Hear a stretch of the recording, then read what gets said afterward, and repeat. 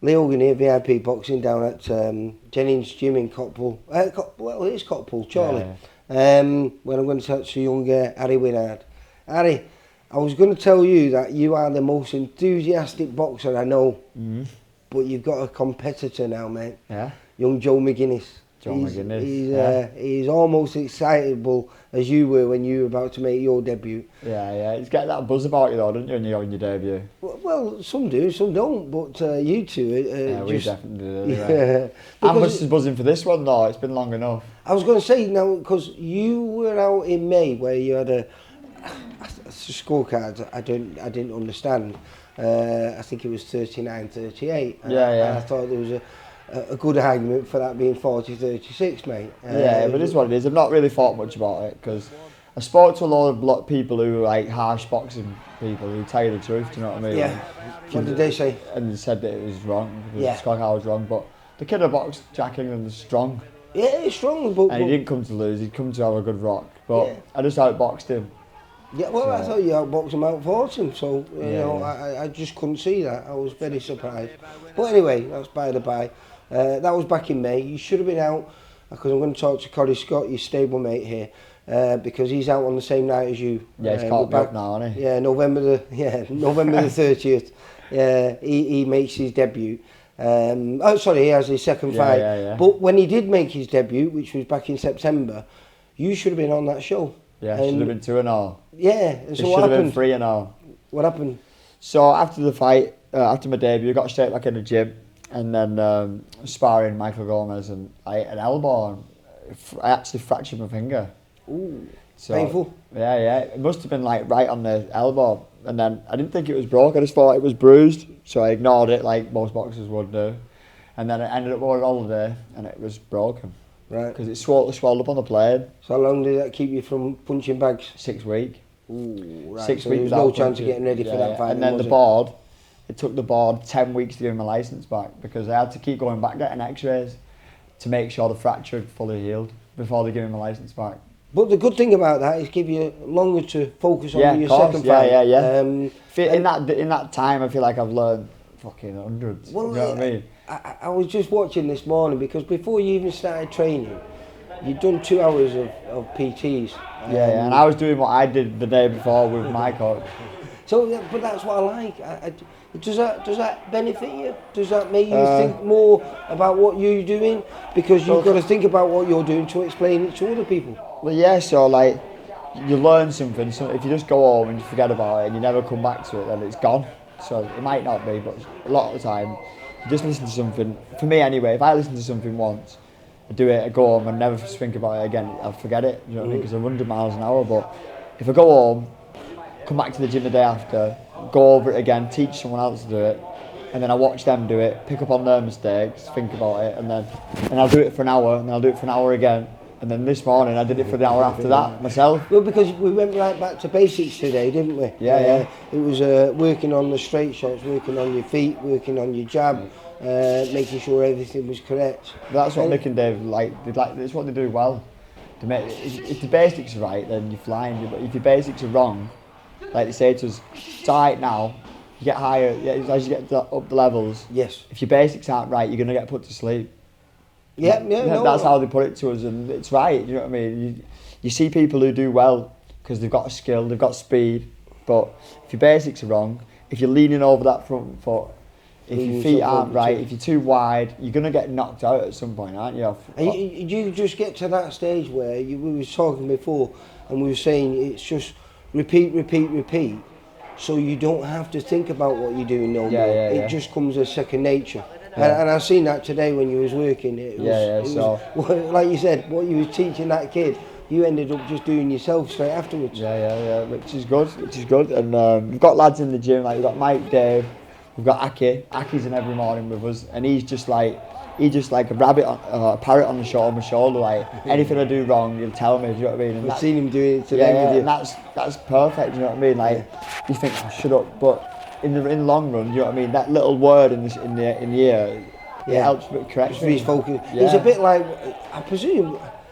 Can you hear Mike when you're in the ring shouting from the corner? Do you tune into him? Yeah. I hear Dave's louder. I can hear them both, but I hear Dave's louder. Because there's always one voice, no matter how noisy the venue is. Yeah, and it's noisy for you because you bring a massive crowd. But you always hear the person that you need to, don't you? Yeah, of course you do, yeah. And they do, whatever they shout, it works, do you know what I mean? If Mickey or Dave shouts a shot, it's there, do you know what I mean? You don't even need to think about it, you just throw it.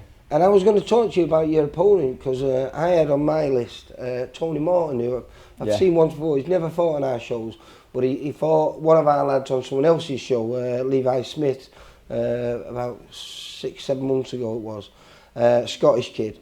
And then you've just gone and told me it's not. So when did we find out about your new opponent? We offered it about 2 days ago, confirmed it today. Right, so we've got Engel Gomez. I was looking forward to fighting Morton. Yeah, well, I would have liked it. I think. But now I've got a bit more experienced fella, someone who throws me back a bit more. So it's a better fight for me in the long run. More learning in it. Gomez has fought on our shows on numerous occasions. And he's boxed a good level of kids. I was looking through his record. All good kids. He's boxed a good level of kids. I've watched them. I've seen how they got on with them. So keen to get in there, see what I can do with him. Because it put me in perspective of where I am at with them boys. Yeah, because... and not many people have done any damage to him, to be honest. No, he's a tough little sod. But he's not a spoiler, and that's what I like about the... I think is he Nicaraguan? Yeah. I think he is. I think he lives in Slovakia, but he's Nicaraguan. Yeah. But he like you say, he comes and gives you a real test. Hence why we've had him on our show so many times. Yeah. Because we know... Not short of a video or two to find it. There's not. I think he's boxed everyone I've sparred, he's boxed. Yeah. So literally, last night I was watching this like, I've sparred him. Oh, he's boxed him. and he's only small as well. And that brings its own problems because you're punching down as well.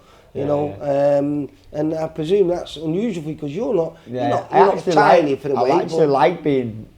I've never lost to a smaller man. No. In the amateurs, no. I never lost to someone who's smaller than me because I've got a good jab. Yeah. So if someone's the same height as me, I consider them smaller. Just because of the way it was in the amateurs, they were either 6 foot odd or the same height. So I just took the same height as smaller. And what weight has it been made at this fight? 60.3. So in proper stones, that's what, about 9 stone? That's just about 9 stone, something, yeah. Yeah, 9'4", 9'5", something like that. I'm about that now as well. I'm about 2 pound all the way. Feeling good? Feeling good, feeling strong. Everyone's been saying I'm hitting hard on the pads, hitting hard in sparring. And do you feel there's a difference? Because I'm going to ask this to Corey, because Corey made his debut, and obviously I did speak to you before that fight, but then the injury happened.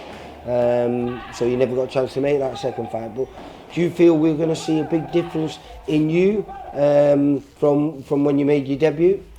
Yeah.